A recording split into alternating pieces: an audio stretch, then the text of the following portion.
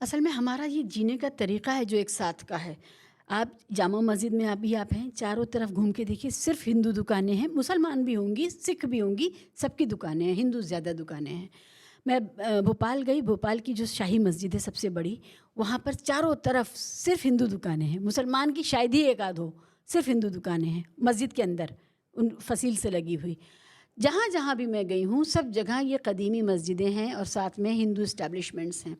लेकिन जब राम मंदिर का मामला आया तो कह दिया गया कि हम यहाँ जो शॉपिंग मॉल्स बनेंगे, शॉपिंग मॉल्स में भी किसी मुसलमान को दुकान लेने की इजाज़त नहीं देंगे, ये कहा गया। तो जब ये इस तरह से कहा जाता है तो ये जो बदसूरती पैदा करने की, मैन्युफैक्चर करने की जो कोशिश होती है, तो इस वजह से फिर हम अंडरलाइन करना चाहते हैं कि ऐसा नहीं है भारत।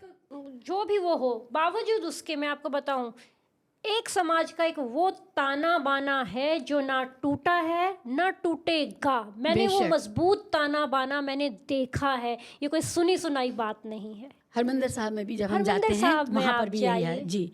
तो हाँ। वहाँ पर भी यही यही एकता है, यही बिल्कुल एक रस है ये समाज आप ये गुंधा देखिए हुआ। कि ये सीरीज करते हुए साधु समाज के साथ मुझे बैठने का बहुत करीबी, मतलब जो उनके कक्ष होते हैं वहाँ पर बैठने का मौका मिला।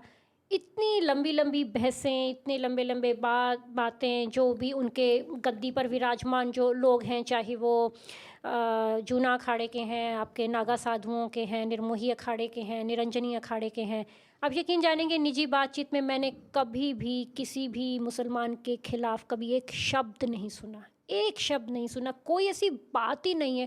मुझे खुद नहीं समझ आती है कि कभी कुछ देखने को मिलता है तो वो हो कहाँ से रहा है। मनीषा मैम, हम लोग जब छोटे थे तो मुस्लिम वर्जन भी था साधुओं का, उनको जोगी कहते थे।